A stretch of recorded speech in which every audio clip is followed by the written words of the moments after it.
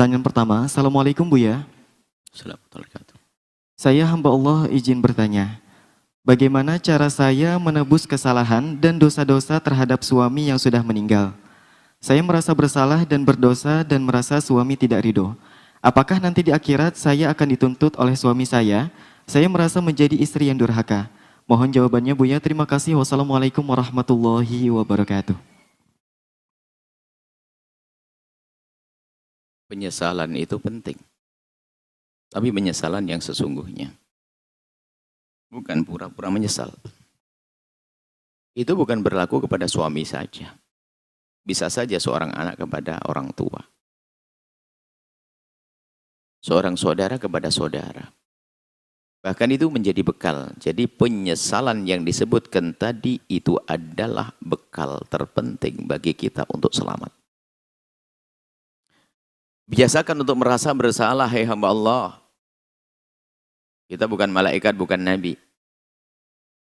Biarpun mungkin Anda seorang istri yang sudah berkhidmah luar biasa, akan tapi ketahuilah Anda harus masih merasa kurang berkhidmah kepada suami. Suami yang mungkin sudah melayani, memuliakan istrinya dengan semaksimal mungkin, akan tapi jika merasa berkurang itu tanda ngerti bersyukur, merasa bahwasanya istrinya telah banyak memberikan kebaikan yang luar biasa, memberikan anak dan sebagainya, menjadi sebab punya anak, ini tuh bersyukur.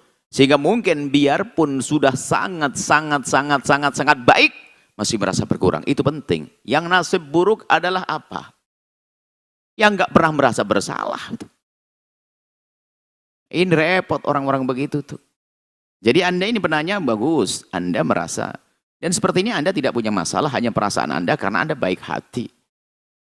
Mungkin Anda merasa kurang khidmah kepada suami Anda. Oh bagus. Dan semua harus begitu. Kita dengan ibunda kita. Mungkin sudah kita berusaha semaksimal mungkin. Tapi masih sangat jauh. Bahkan semakin tampak kalau kita ini ternyata kurang mengabdi. Sehingga yang ada pada hati ini di saat ada seorang anak bisa melakukan pada ibu kita. Ingat, ya, aku kok tidak begitu dengan ibuku. Paling tidak harus begitu terus. Oh aku tidak begitu dengan saudaraku yang telah meninggal. Maka itu adalah benih istimewa di dalam dirimu. Untuk bisa menjadi lebih baik. Penyesalan tadi.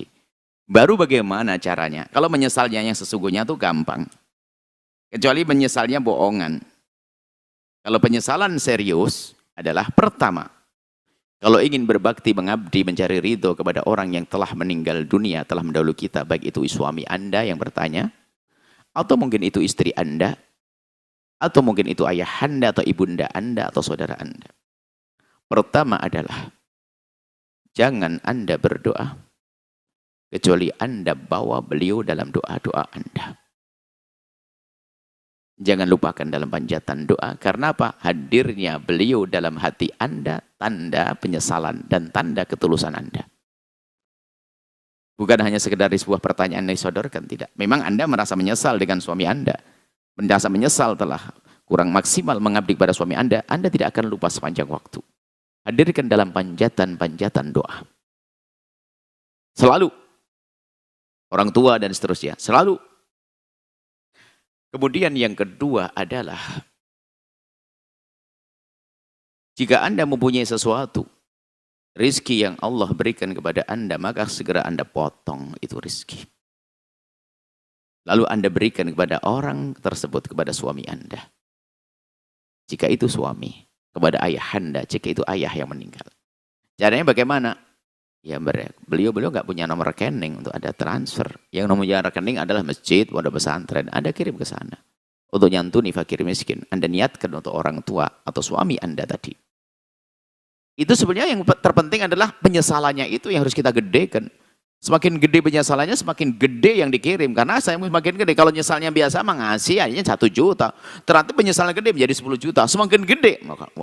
Maka gedekan penyesalanmu agar besar upayamu untuk mendapatkan ridhonya.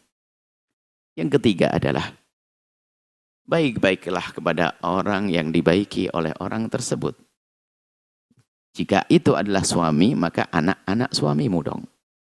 Biarpun mungkin bukan dari rahimmu, wahai perempuan. Hati-hati.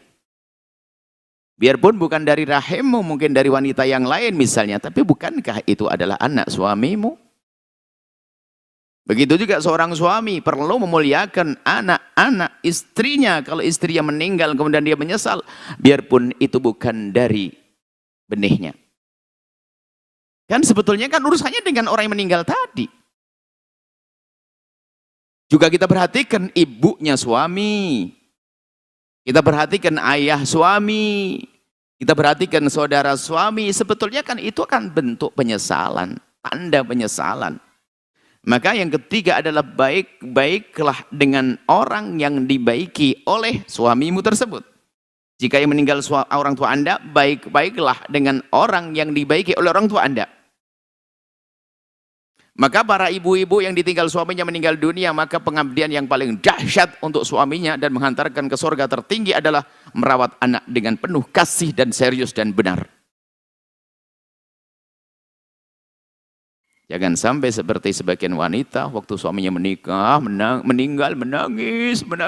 Kayaknya menyesal, tak taunya diam-diam. Harta anaknya, harta waris anaknya dihabiskan sama dia. Wah, ibu model apa itu? Kan anaknya punya bagian warisan dari ayahandanya.